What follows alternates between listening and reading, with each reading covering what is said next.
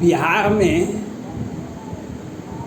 पंचायत चुनाव का आगाज हो गया है।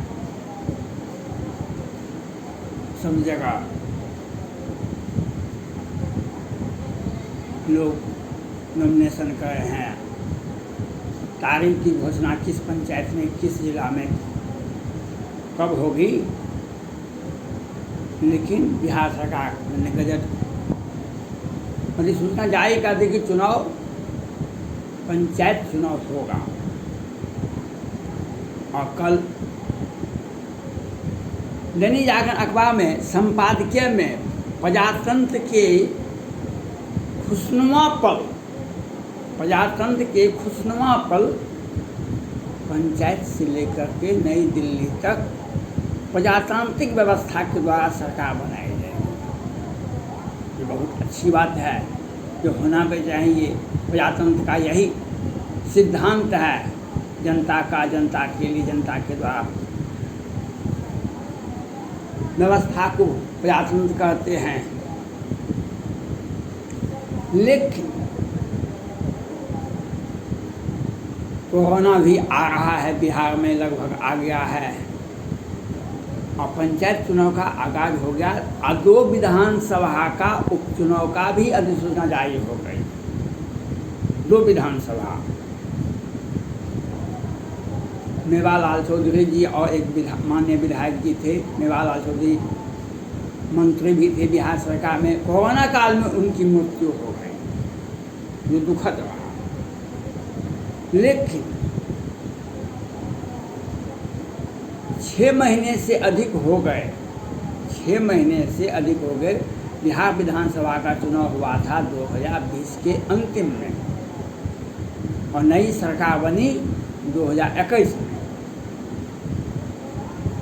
30 याचिकाएं पटना हाई कोर्ट में दायर की गई, जो चुनाव में जो मतगणना में हेरा फेरी हो गया उसके विरुद्ध में, वह उस पर सुनवाई नहीं हो रही है। और पंचायत चुनाव का ऐलान हो गया, उपचुनाव का ऐलान हो गया। यह संविधान का व्यवस्था है कि किसी भी परिस्थिति में लोकसभा हो या विधानसभा का हो, 6 महीने से अधिक उस पद को खाली नहीं रखा जा सकता है।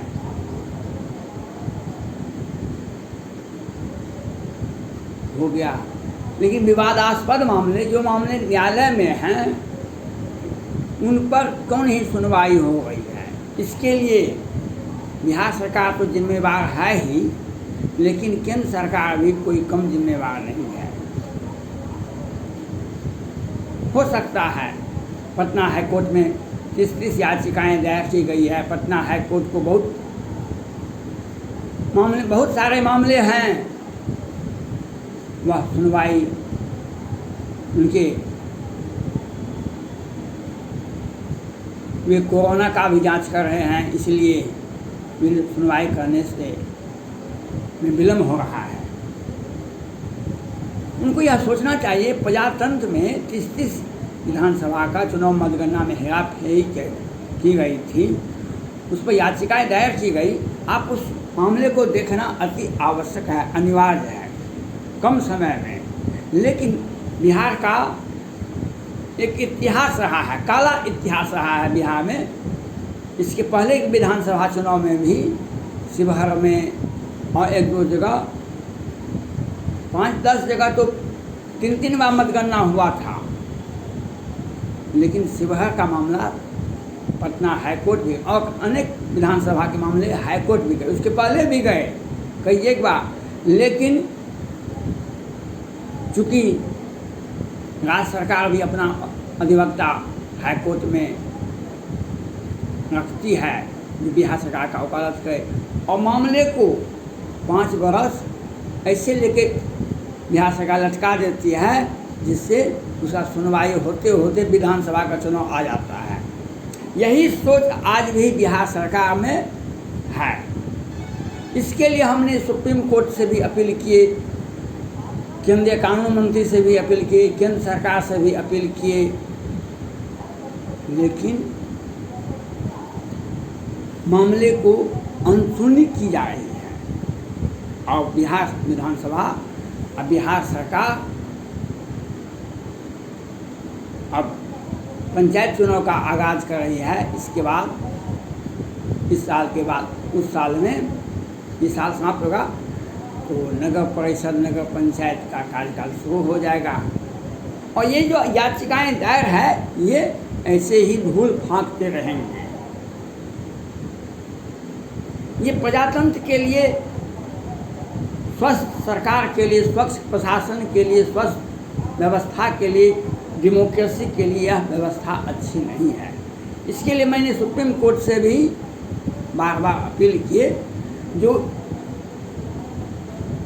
मैंने ये फर्स्ट में ही वीडियो लोग पोस्ट किया था, वीडियो बनाया था,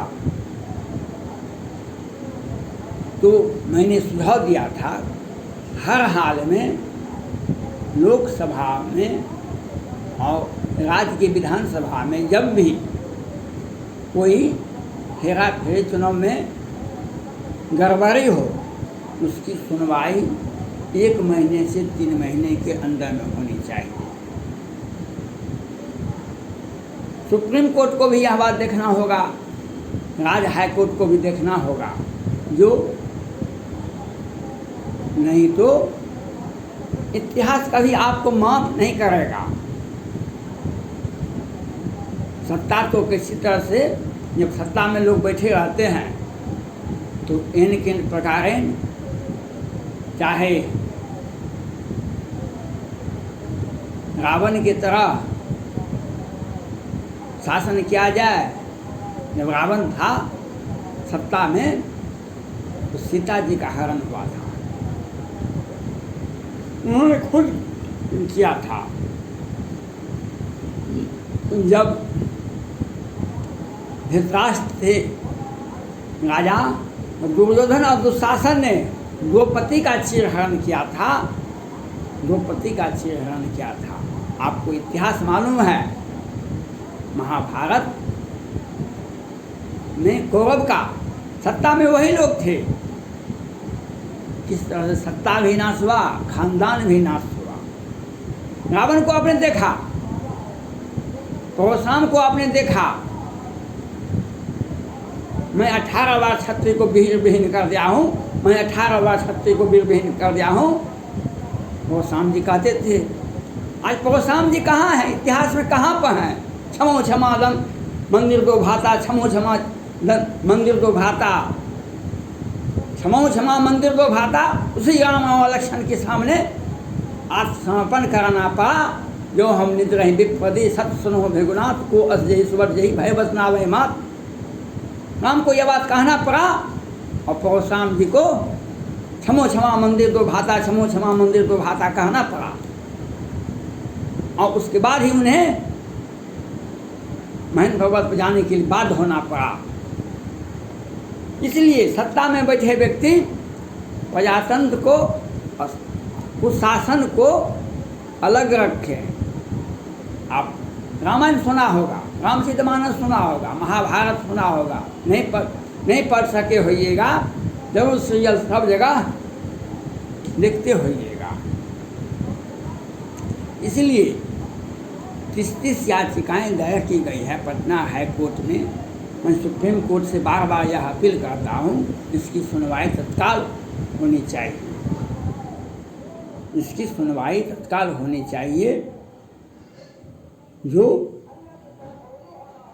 जब आप विधानसभा में जो सीट खाली हुआ, पश्चिम बंगाल में उपचुनाव हो रहे हैं, बिहार में हो रहे हैं और अनेक राज्यों में हो रहे हैं, तो ये याचिकाएं भी 5 साल तक कैसे चल सकता है?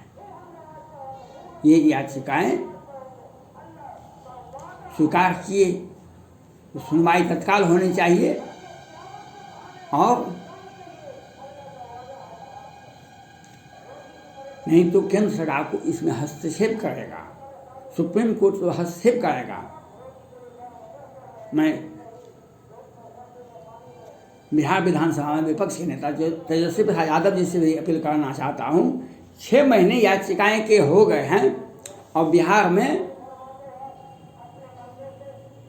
सुनवाई की कोई व्यवस्था अभी तक नहीं की गई है पटना हाई कोर्ट, आप इस मामले को सुप्रीम कोर्ट में ले जाएं।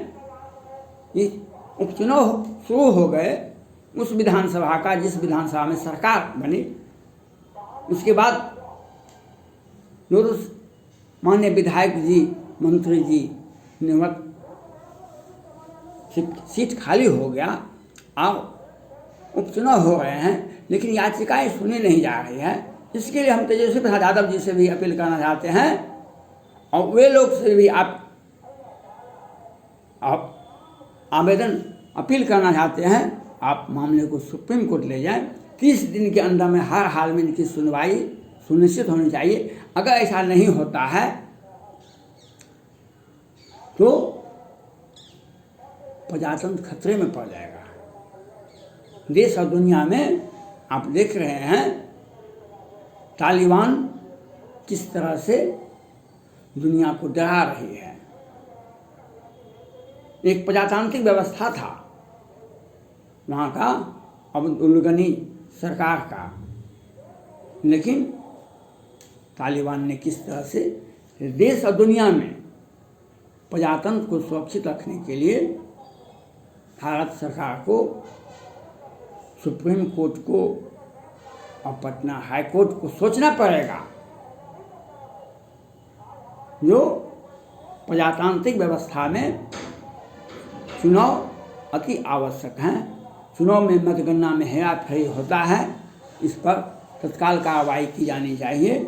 इससे प्रजातंत्र में असंतोष नहीं हो। आप उपचुनाव करवा रहे हैं, याचिका को भी स्वीकार करें और तत्काल उस पर कार्रवाई करें। धन्यवाद।